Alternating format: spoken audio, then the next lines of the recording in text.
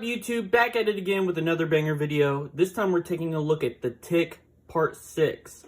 Now, last time I covered the first issue of The Tick, I decided to skip ahead. This is where I think The Tick really becomes interesting. I think this is the first issue that I could say is really great, and everything after this is The Tick that we know and love.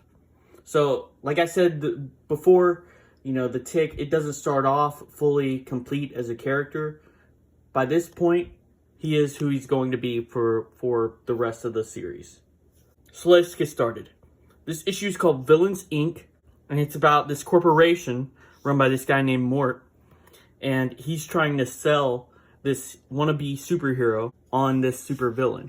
See, the world that the Tick lives in is overrun by superheroes. There's superheroes everywhere. There's not enough crime to go around. There's not enough supervillains for everyone to have their own bad guy to fight. So this corporation has been recruiting actors to play villains. These superheroes are hiring these supervillain actors so that they can have someone to fight, so that they can gain notoriety. A lot of these superheroes, they've said, have never even seen a supervillain in real life. So this guy, he's called the Red Scare, and he's a communism-themed villain.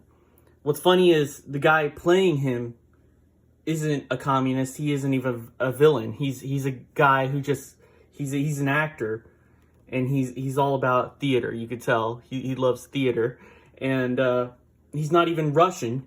It reveals later that he's Scottish. So he's a Scottish actor who is playing a communist supervillain. So in the beginning of the story, Mort's trying to sell this superhero, this running guy. He's trying to get him to hire this the Red Scare, and he offers him all this stuff. He says, during the battle, he will deliver a guaranteed 4.5 minutes of scripted supervillain banter. You defeat him, and he skulks off into the darkness, foiled again, and you get a free 8x10 glossy photo of your battle to keep as a memento.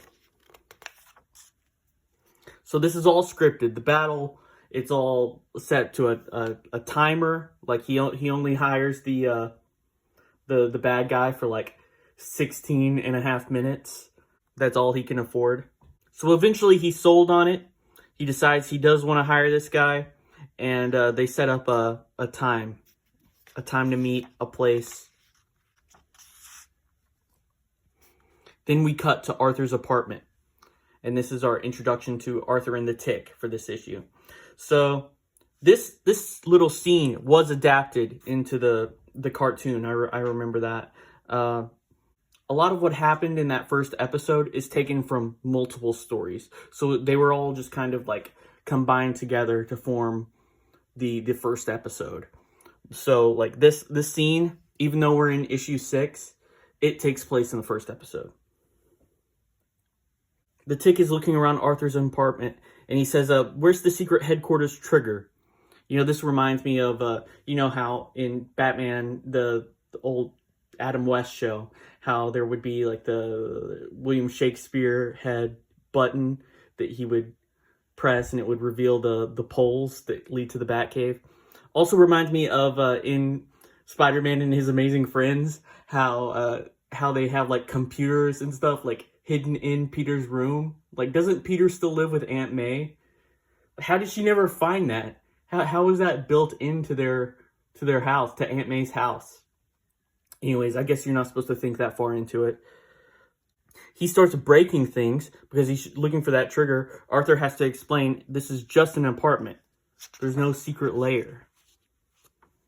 On this page, Tick asks Arthur, he says, say, Arthur, I don't want to offend you, but you're not, you know, funny, are you? This is the first out of several gay jokes that happen throughout the Tick series. They always catch me off guard when I was reading this book. The homophobic Tick. Apparently, the Tick thinks that you can't be a superhero if you're gay. He says, good, because I'm not either. Superheroes shouldn't be, you know, funny. And then they decide to go get beers, you know, do something masculine. Speaking of masculine, Red Scare is getting his costume designed by this guy, and they're over-designing it. And it goes a little over the top with the Moscow theme, and they decide they have to dial it back a little bit. It's just too much. It's overdone. And then we go back to the diner that we saw in the first issue. You remember the Nighthawks diner. This is where Running Guy is telling his friend about his plan, that he's hired this guy who he's going to meet at the park, and they're going to fight it out.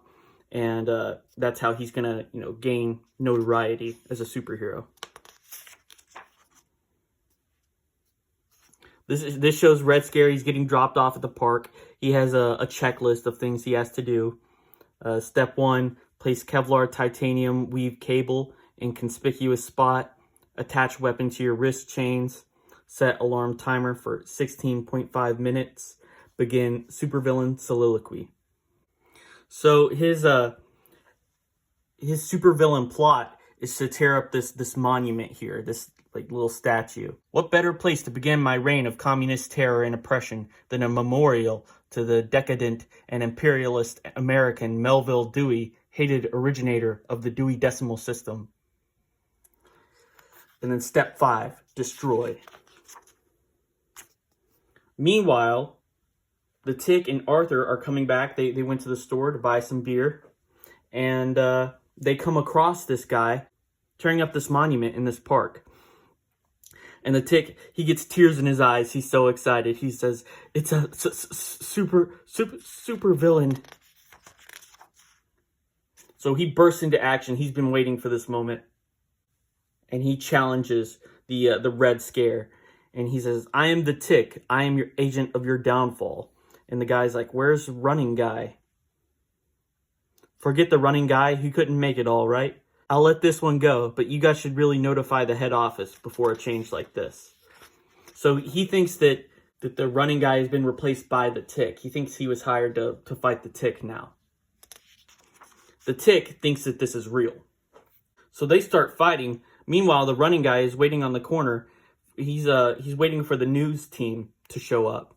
Called the news station to come out there and film him fight this guy. So the cameras, they all follow him. Meanwhile, the Tick is still fighting it out with this actor guy. And the Running Guy shows up with that news crew, and he says, "Hey, get off my supervillain. It's the Running Guy." And the Tick, he's not putting things together. He's wanting to team up. He says, "Buzz off, you blue freak. I paid for this. Get your own communist menace." And about that time, the timer goes off. And the Red Scare, he was only paid up for that 16.5 minutes. So as soon as that timer goes off, he's done. He falls over and pretends like he's been defeated. The Running Guy didn't even get a chance to fight him. But at least the news crew shows up, and they get to film him yelling at this Red Scare guy. He's yelling because he's mad, not because the guy was destroying the monument, but because he fought the Tick and he didn't get a chance to, get his money's worth. And the issue ends with the Tick and Arthur walking off, and they're like, "Let's go get those beers now." The next issue, Spoon. So that was the Tick issue 6. I hope you liked it. This is one of my favorite issues of this whole book. And I feel like this is really where the Tick becomes his most tickiest. And if you like this video, remember to press like, smash that subscribe button, and I'll see you in the next one.